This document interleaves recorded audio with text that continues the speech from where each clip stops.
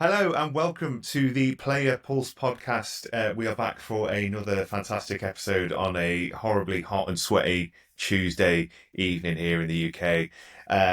I'm Dave from Throwback Games. I'm hosting this time. We're joined again by James Ross from Games Mirage and Luke at ALO. I'm hoping I've said that properly and haven't murdered your name because it haunts me that sometimes I do. Anyway, let's ask the first question. How are you boys doing? I'm good. I think you hit the nail on the head. It's bloody roasting. It is warm. It is I don't warm. usually like talking about weather at the start of a podcast, but considering I've just spent about 5 minutes trying to get this fan working and it's not, I'm sweating. Don't worry, I think it's James. worth We'll be your biggest fan, bro. Don't worry. We'll be your biggest one. I want to do let's redo this intro because I don't want that biggest fan joke in there. No, it's golden. That's staying right there. It's got to stay in there, bro. It's golden. How are you doing anyway? You know what? I'm not doing bad. Life is busy, but the good weather's coming. And what am I going to be spending most of my time doing? Sitting in this sweatbox playing video games. The only way it should be done. Exactly. We're going to move us along. So, because I know last week there was a menage a trois of stuff that happened in between segments, all to our own fault because we kept segueing. The only thing I'm going to segue about is, James, you've just brought an aircon unit. What are your expectations out of 10? So I've not bought it just yet, because I log into my wife's Amazon, and because it's not logged in on the PC, we're currently out of sync in terms of code, so I've resent my code about 4 or 5 times. But I'm hoping, because this small room that I'm in, and the amount of tech that I've got in here, it just gets too hot, too soon, too quick. So I'm hoping it's going to be like the Arctic when it comes. And it's next day delivery, so I'll hopefully get it tomorrow. What a world we live in. Up the prime, that is it, yeah. We love Bezos. Do we? Do we really? When I get my aircon, I will. So we're going to go straight to the news. And I think all of us have had the same sort of issue this week, that it's been a bit of a slow news day. Last week we called it really well, or last time, should I say, we called it really well with the Oblivion re-release and some of the Star Wars Celebration stuff. So, James, I'm going to come to you first. What is your news story? I'm glad you've come to me first, because you normally say save the best or last. And this ain't the best. But I think this story kind of triggers a wider discussion in general, which I think I kind of hinted at in the last episode when I wanted to talk about Crew as like my backup story. But Sony are pulling their first-party PS3 game, Resistance: Fall of Man and Resistance 2, from the PS5 and PS4 as a big PS Plus clear-out. That means, unless you have the physical copy on PS3, you will not be able to play it via PlayStation 5 unless it's on their streaming platform. So, the wider discussion is the future of physical media, which I think we talk about all the time anyway. We know it's dying out. We know there's UK stores, gaming stores like Game, which are dying out and having less and less physical copies in there. And touching back onto the Crew story, where Ubisoft exec said, you do not own the game, you own a license for the game. You've got a license to play the game. The question for you off this story is, what is the future of gaming now, and is streaming an inevitable thing we just have to accept, and kind of digital copied games? Luke, Who wants to say that one? You want to take that one away? That was heavy, bro. I got a blast of information and nothing went in. First of all, Resistance games, amazing, straight off the bat. Do I agree with them doing it? No. But are they ever going to be challenged about it in a way where they would have been maybe like last generation cycle or anything like that? I think we've talked about this before on the podcast. I think Sony have got really cocky and lazy because they don't have a direct competitor at the minute. Not like the Prime consoles. They can basically do what they want and just get away with it. I think streaming is inevitable. I really do. You know how much we love physical media here. We're all big fans of it. Am I going to go out and buy a PS3 to play Resistance Fall of Man? Probably not. Would I have downloaded it on a digital catalogue and played it? Yeah, I already did. So, Yeah. See, I'm in two minds. I love physical. I love physical. Like the collection's behind me there is forever growing. And one of the worst things I ever did when I was younger is trading my 360 games to buy newer games. But that's the curse of being young. You don't have that money. Now I've got adult money. I can buy whatever I want. But like an aircon unit. Like they show off. All right, big man over there. You don't wear these linen shirts for nothing. I'll tell you that. But then the other side of this conversation, this debate, is digital. And look, we've been waxing lyricals about Oblivion Remaster all week. I've been playing it all week. Apart from the subscription to Game Pass, I've not spent a penny on it, and it's one of the best games I've played this year already. The Game Pass is good. It's good, and it's probably one of the best remasters. I said Spyro was the best remaster I've ever played. This is up there, and that's the beauty of Game Pass and the subscription. So, am I excited for the way it's going in the future? No, because I do miss the physical elements of things. However, the price is going up for the physical games. It's just getting more and more pricey to buy these. Even the retro games are going up. So, it's a double-edged sword, but streaming's good. And also, I don't know, I'm rambling here, I did get Google Stadia on release. I had the Founders Edition. Bar the game catalogue, it was actually a really, really good and smooth experience. So, I'm an advocate for it, but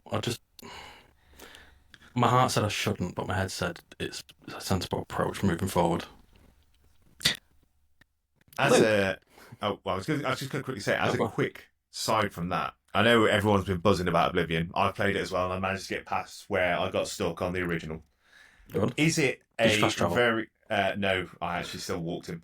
Is it a very compelling statement of where games are at the minute, that the thing we're most excited for is a game from 20 years ago that's been remastered?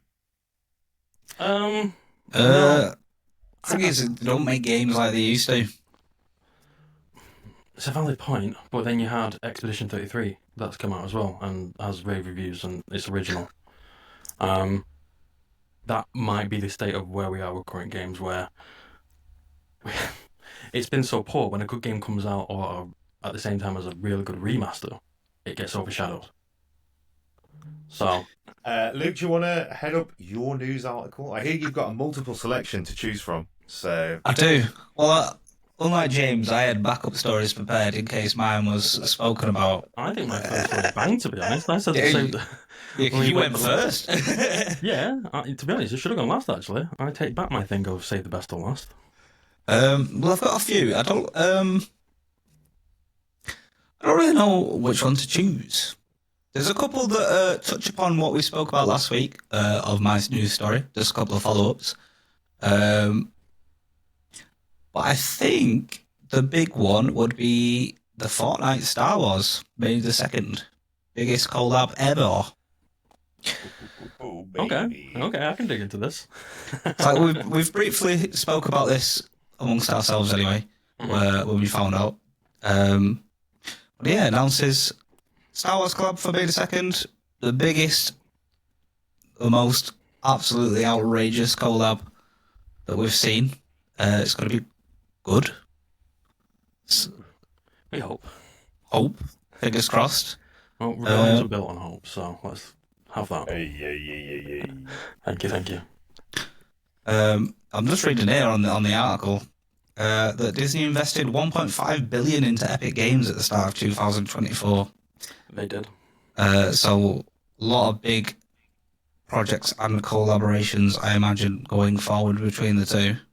Yeah, I think part of that was to have use at some point of their Unreal 5 engine as well.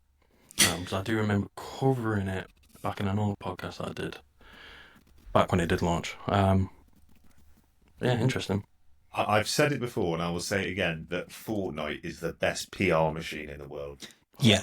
It's a churning machine that it's just an endless moneymaker. It's Ready Player One a couple generations behind. It's just like me and James have talked about this in the past when we've played it, but you can literally be any character, and literally now it's expanding more. You can literally do anything in there. It's like the GTA sort of stuff with like the Lego Minecraft, and you've got like the Rock Band sort of stuff. It's becoming its own hub for any type of, well, not any type of genre, but most fun multiplayer genre games you can find. And it's not a poor attempt either.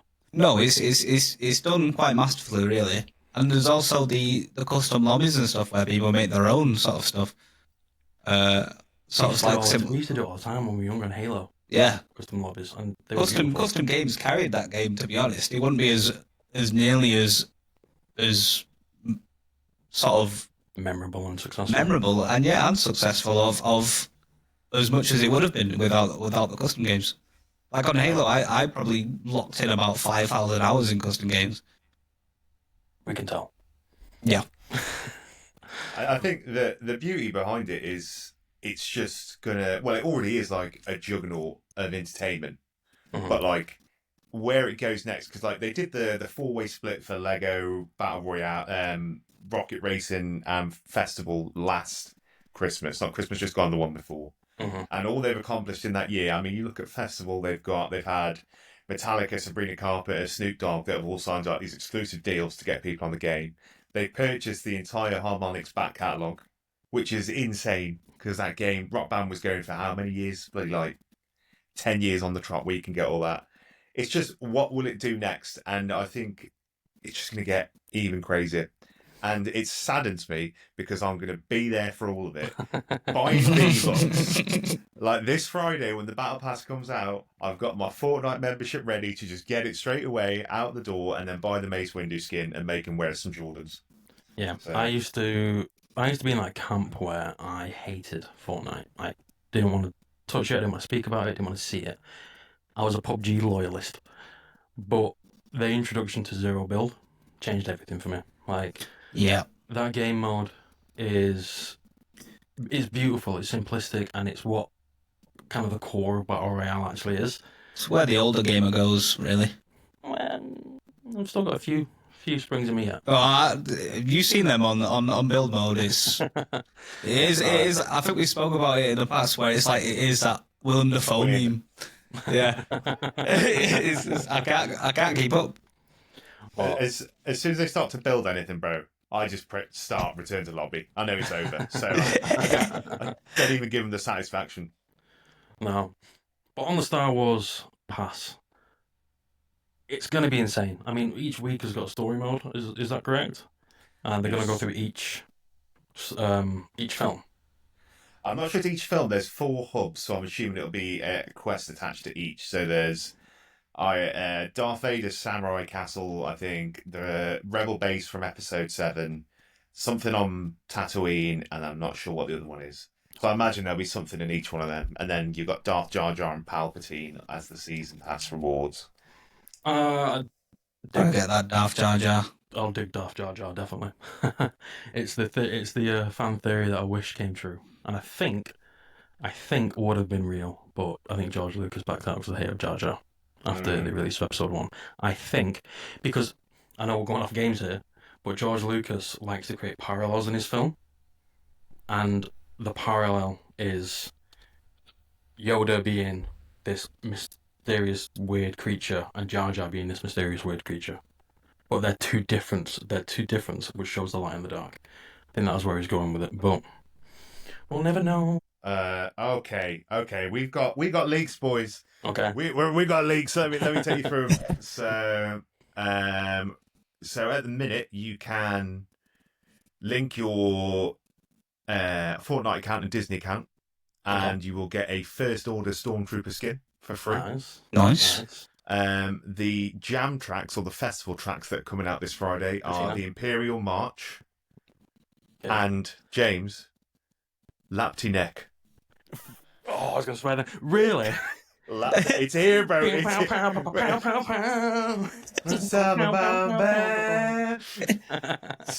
that's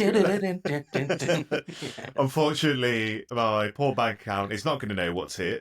But but we carry on. And I'm gonna cancel that. I'm gonna cancel that aircon. That was a nice segue. So I guess I'll go last. So I had two, and it's already been spoke about. But Clay Obscure Expedition 33 ships 1 million copies in its first week. Mental. Insane. Mental. Insane. I mean, it's not shadow drop like Oblivion was, but I didn't really notice it on any radar. I'd seen trailers, but I wasn't like, oh, this is going to be sick. I think I saw it announced at the Game Developer Awards in February or December, I think it was, one of the two. And I liked the look of it then. But then it scoped off my radar a little bit until my brother-in-law, who's a big JRPG kind of that type of game fan, and he was obsessed with it and told me about it again a few months ago, and it's then constantly been on my radar, so I've seen a lot of gameplay footage of it, I've seen a lot of teasers before it was released. Did I expect it to be this well received? Not a chance, not considering how small the actual development team is. Yeah, it's blown up massively.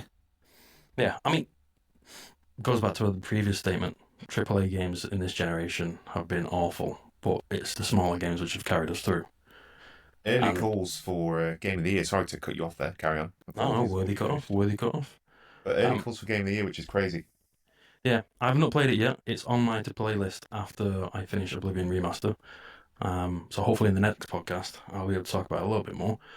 But to ship to ship 1 million copies in 3 days is ridiculous. Pretty crazy. That's not even talking about your Games Pass either. So. Oh, is that just actual purchases? That's actual purchases. Wow. Okay, so. that's really impressive considering it is free on Game Pass. Again, I say free on Game Pass, you have to subscribe to it, but still, the point is valid. Yeah. I've seen a lot of good stuff about the story, saying it's insane. A lot of people have been crying. Like actual, like, oh, this game is weird, but actual, like, oh my god, I'm so sad. So, I think it might be one that I might try out, or I might live vicariously through you, James, and see what you think. But I think that's a nice story in a world full of microtransactions that this game has come out and smashed it. Well, we've had it a few times already this year. I can't remember who did Split Fiction, but that had great reviews as well. There's been so many smaller games which have been successful. Yeah, I think it's more to do with the streaming community though as well. Like, all it takes is one sort of influencer to stream one of these games.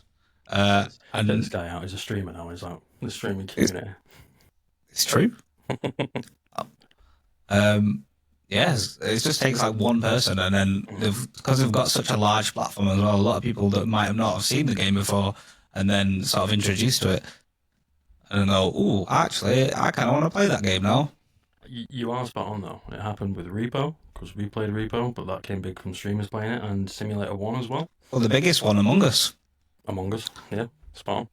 Still down for a big lobby of Among Us. Oh yes, definitely. Are we actually excited for Borderlands 4? No. No, not really. It's been too long. I don't know if that type of game's now dead and gone. It's the type of humour for me. It was great and funny, haha funny. How many years ago when I was a wee man, when I was sprightly my step. But now it's not funny. It's just it's kind of cringe almost.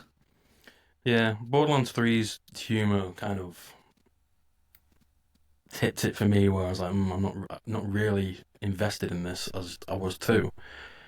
Then the film came out, obviously last year. Was it last year? One of the two.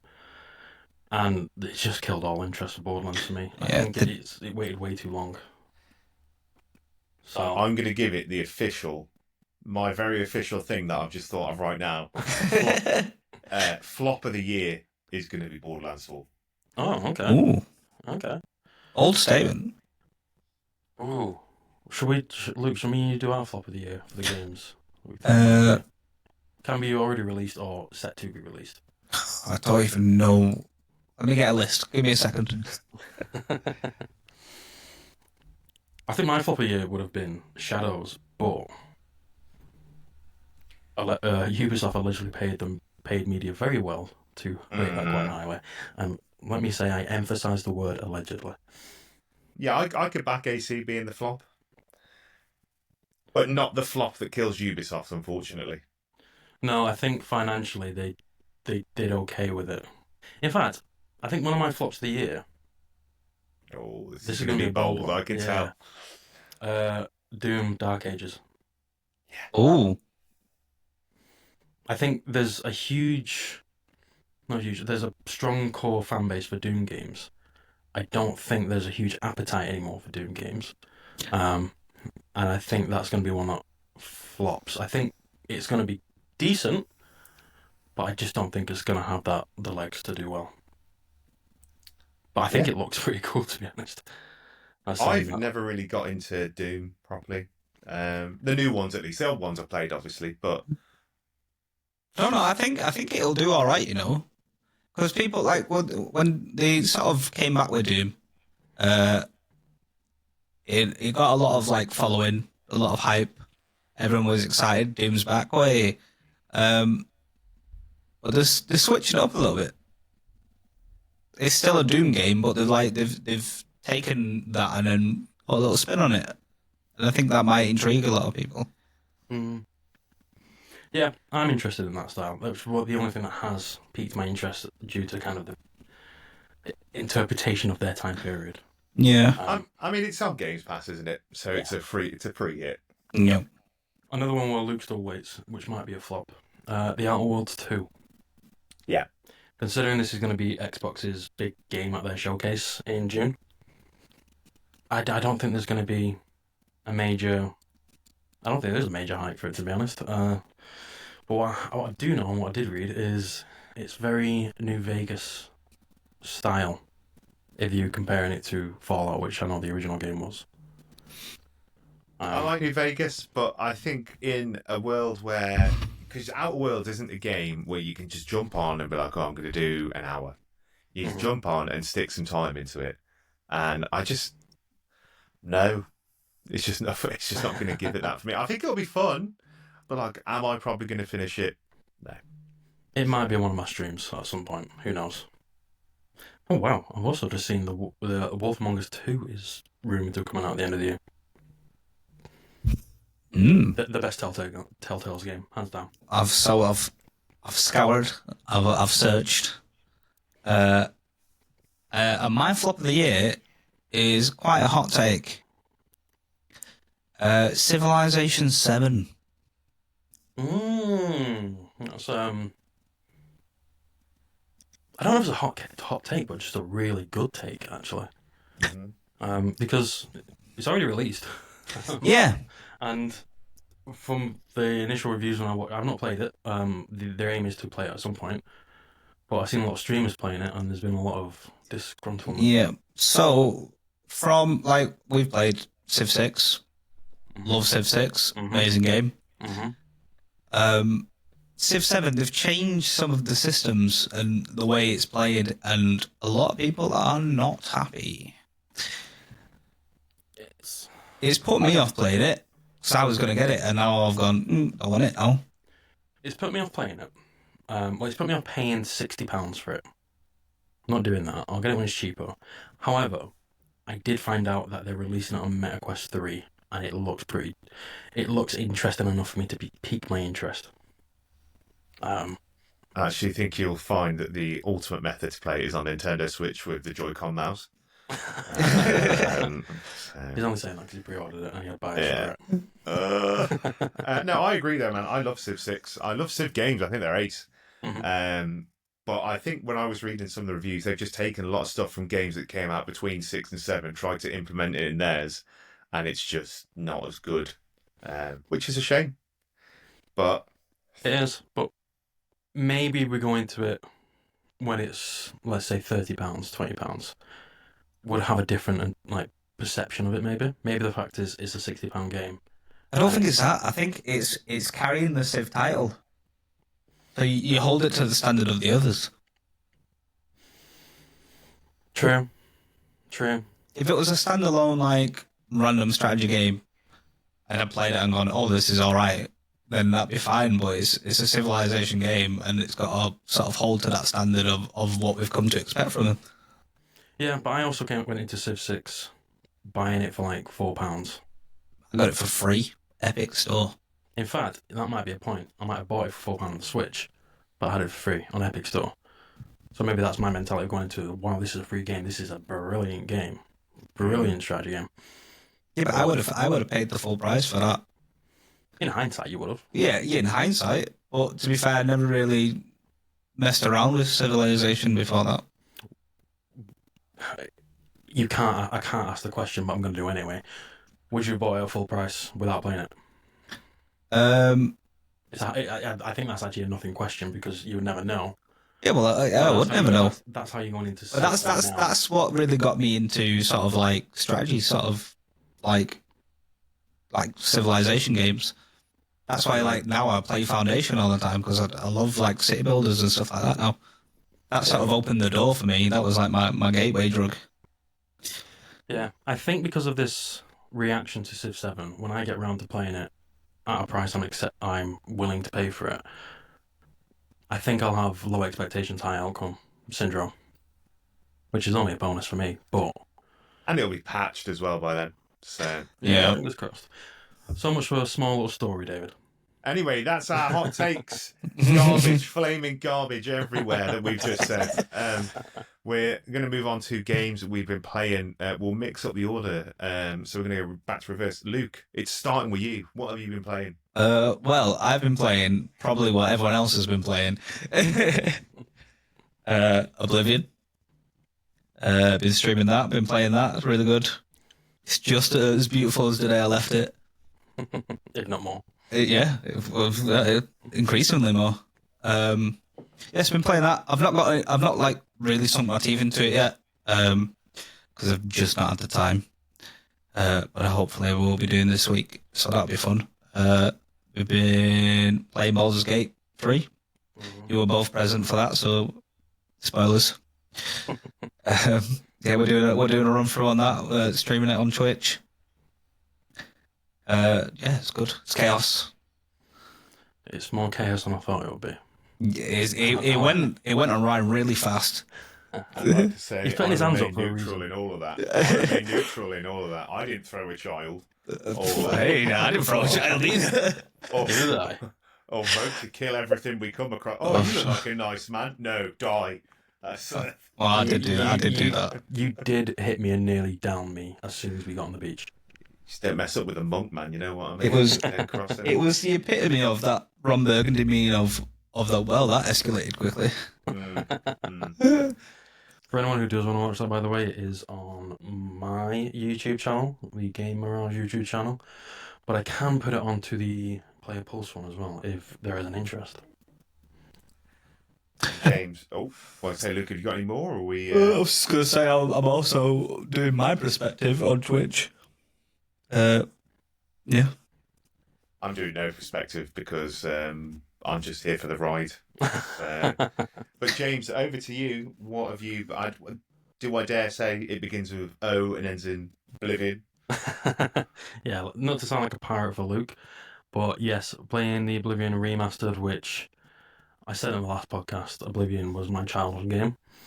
To enter Cyrodiil again, to exit those sewers into a modern Cyrodiil is beautiful. Honestly, I streamed it on the day it was launched, and I think I was just gobsmacked. My head was in like 1,000 different places because it was shadow dropped on the day. Seeing the greenery, listening to the music, seeing the Oblivion gates and how cool they look, even looking at the atmosphere, like the environment around me, the sky, how it changed to orange when you were near the Oblivion gate. It's beautiful. It did that in the original. No, it did it in the original. Like, I'm not saying that's a new concept, but how it's modernized and how it looks now in present day. I must say when I exited the sewers for the first time, so when you walk down, you just see the exit and the ray tracings just shining through the sewer grid. Mm-hmm. I'm just like, oh my gosh, I'm home. I'm here. Yeah. What I've loved about this Oblivion experience is, yes, it's now built for a modern audience. However, it's still that core gameplay of the old Oblivion, and they've stuck true to what made it such a great game. And they've not even removed a lot of the bugs and kind of the funny stuff. There's still a character voiceover which halfway through, like, oh no, wait, can we do that again? And they've kept it in. Like, they've kept that core of what made Oblivion so good, the good and the bad. So yeah, been playing Oblivion. I'm doing 2 playthroughs. I'm doing one on my stream, which is a Stealth Archer. I'm doing Sword and Shield for my offline because that was my OG build when I first played it. Then we've been doing Baldur's Gate 3, obviously. We've done 2 streams on that. We're doing another one tomorrow. Chaos, brilliant. I'm excited to actually get through the game with you all, even though it's been absolutely chaotic. There's not going to be a game left, time we're done. It's not going to be playable. I mean, Yeah, we've already like annoyed the Grove. That's just a non-accessible area now. But no, it's fun because I don't. Not that I don't have that love for the game. I think it's a brilliant game. I just never got through. I got to Act 3 and stopped. Yeah, I'm playing with you, Luke, who love it. I'm playing with Isabel, my wife, who's obsessed with the game. She's put God knows how many thousand hours into the game. David, you've played the game before. You're a big fan of it. So I'm excited to kind of coast through it with you all and experience the love that you've felt for it and get it myself. And third game, it's been a busy time. I'm still doing the GTA marathon, and I've started Grand Theft Auto San Andreas. You know what, man? I gotta clap you. The way you flew through Vice City is the way I flew through like a cake. It's just gone, bro. You know what I mean? It's crazy. Yeah, well, I had this argument with someone on TikTok. They were like, "Oh, you've not completed the game because you've not 100%ed it." And I'm like, "You've just seen the amount of games I'm playing. I don't have time to 100% a game, nor do I want to waste time doing it because there's no sense of achievement bar the achievements you get on it. Like, I just don't see the fun." And when I've noticed when you do this with GTA games, I'm noticing a bit less in San Andreas, but there's definitely 3 in Vice City. They're actually really small. It's just everything around it, driving, listening to music, doing some of the achievements, that adds the extra element to it, and that's the fun part which I'm missing out on. But at the same time, now I'm in San Andreas and the world has gone like 4 or 5 times as big, and you can see the actual development of jump from Vice City to San Andreas. You get that just from doing the missions, and it's still a great experience.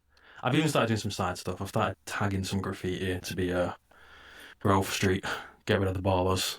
So, still do that. Still got my spray can. Pow, pow, pow. So, that's what I've been playing. David, up to you, bud. What have you been playing? So, I have played an hour, maybe an hour and a half of Oblivion, and then It was turned just off. hype. Yeah. You know, I'll add a play account to it. It's fine by me. I'm happy to be a number.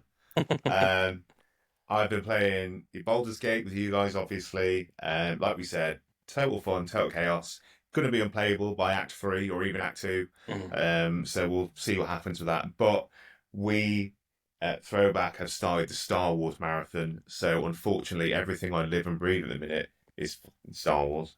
So It's not a bad thing. It's not a bad thing at all. But Star Wars Battlefront 1 has just been completed today as we speak. And we're moving on to, well, we're about to play Revenge of the Sith. And I've played a little bit of the new Battlefront 2 today as well, just for pure vibes. And it's ace. Why are you not going on to Battlefront 2 after Battlefront 1? Because I want to just spread the joy. Because I know that when I play Battlefront 2, that's going to be the game where I'm like, oh man, I wish I was like small. I wish I didn't pay, for my house. I wish I didn't do any of this stuff. So that's just going to be a journey because it's got more of like an actual story. I say story-ish mode to it rather than just like the Galactic Conquest. But yeah, it's quite nice going back and playing them all because they are good. Yeah. There are some terrible ones. Like we will play like Star Wars Demolition. That is awful. But we've been rinsing Battlefront, man, and it's just good fun. It is just easy, good fun. You can turn it on, you can turn it off. I can have an argument with someone about on TikTok why Jar Jar Binks sucks. And it's just good. I feel like it's such a community thing for Star Wars, and everyone remembers the good old days, shall we say, instead of where it is and what it might be now. Like you said earlier, we're celebrating playing Oblivion, which is a 20-year-old game. Revenge of the Sith is 20 years in the cinema. Yep. Entertainment has just regressed 20 years basically for the past couple of weeks, which is fine.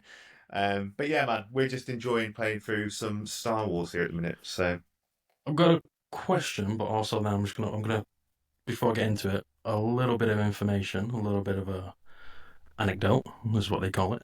You're playing episode 3 next. yes.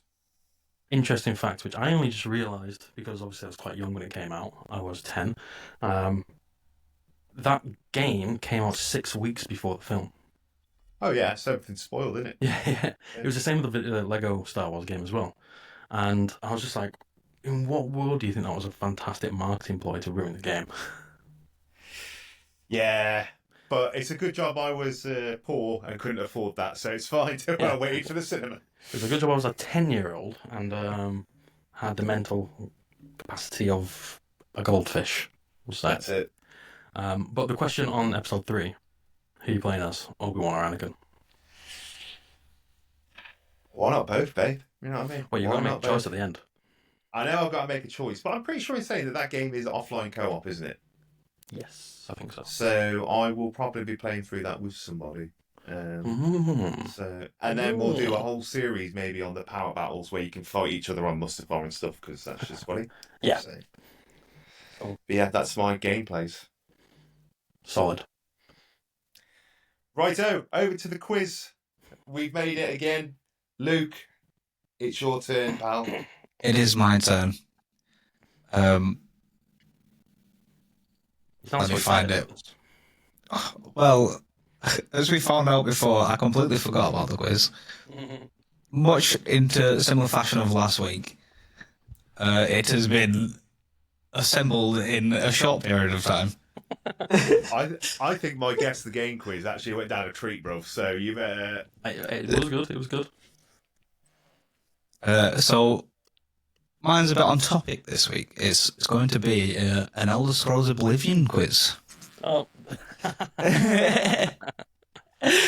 If you haven't heard enough about Oblivion this podcast, you're about to hear some more. Take it easy, James. You say this now, but there's actually more pressure on me to get it right. Yeah, pretty much. And I've already said I have the mental capacity of a goldfish. 10-year-old James and 30-year-old James hasn't changed. I'm so depressed. Just give it a try. You might get it right. Somebody should have played more than 2 hours. Yeah. So I'll dive straight in, basically. Question 1. What stone do you receive when you close an Oblivion gate?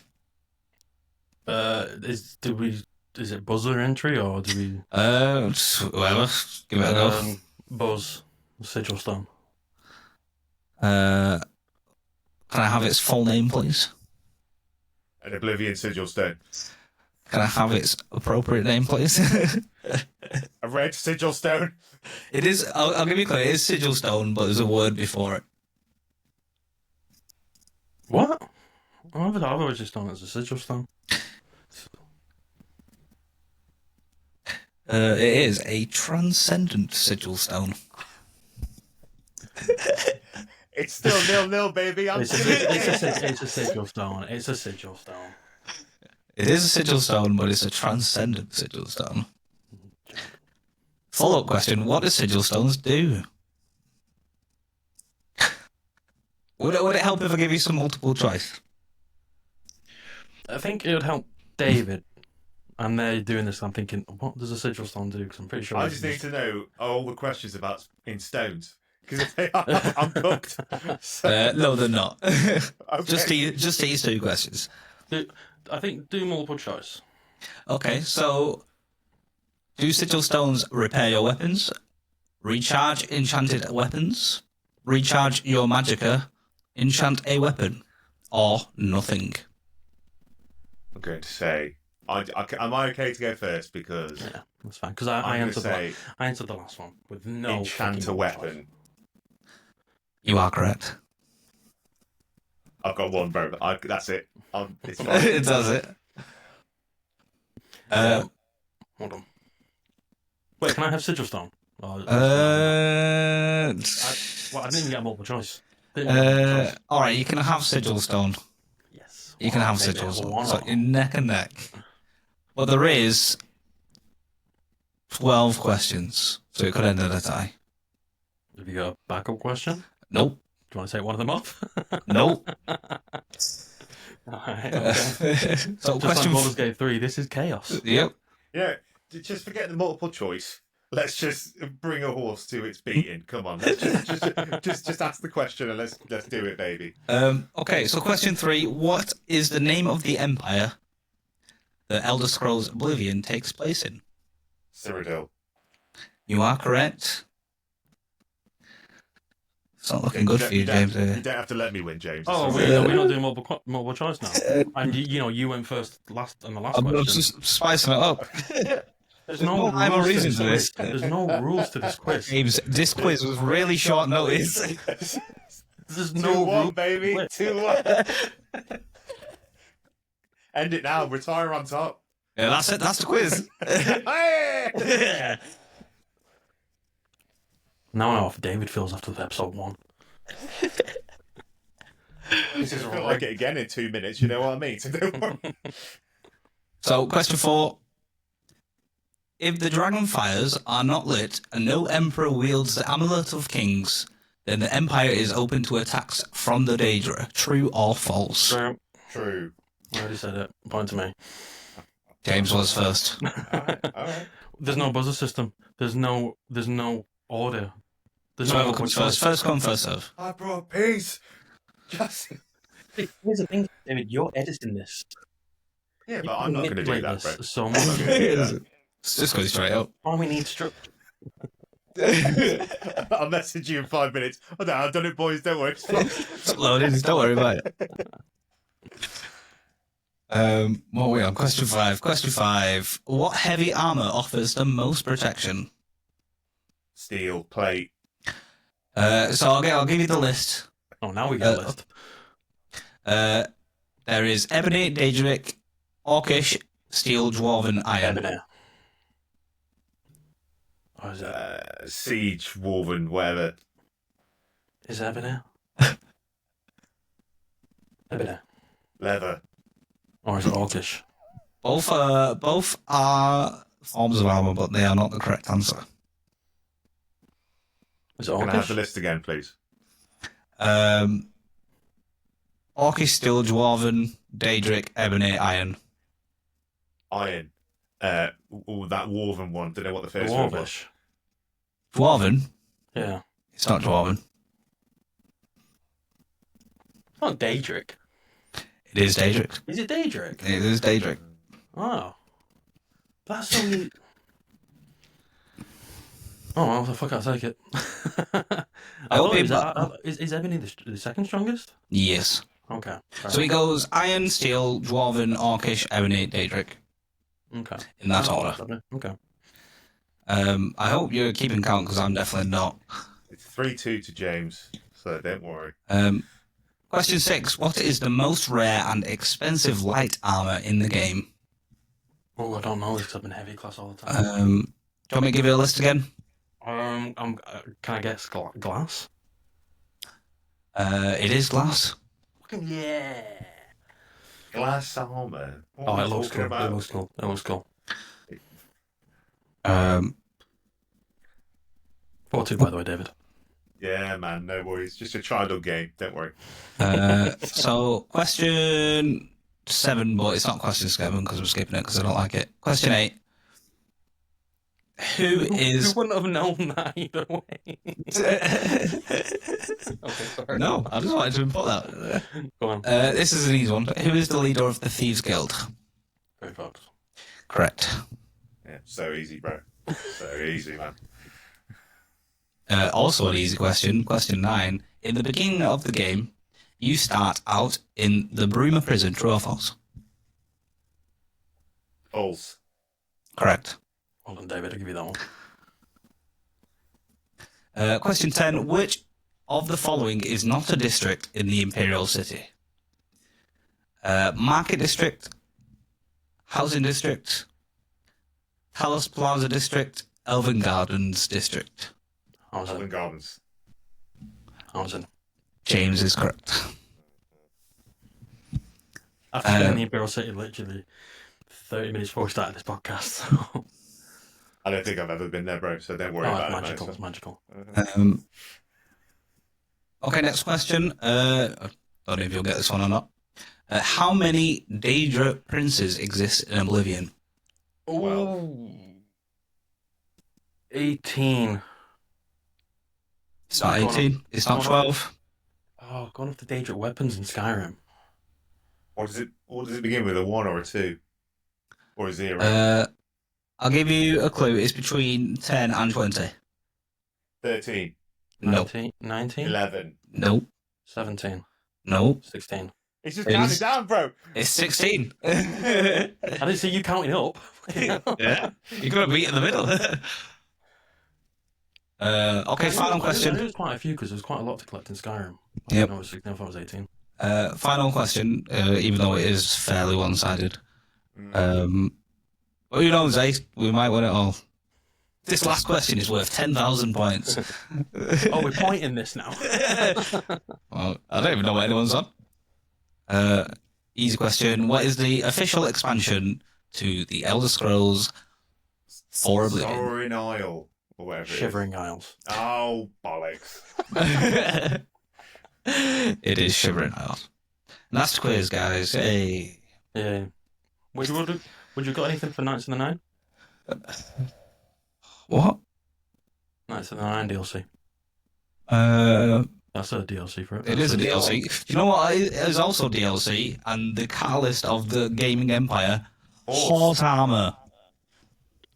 Would you have got a point for saying that? No, you would have got a slap around the head.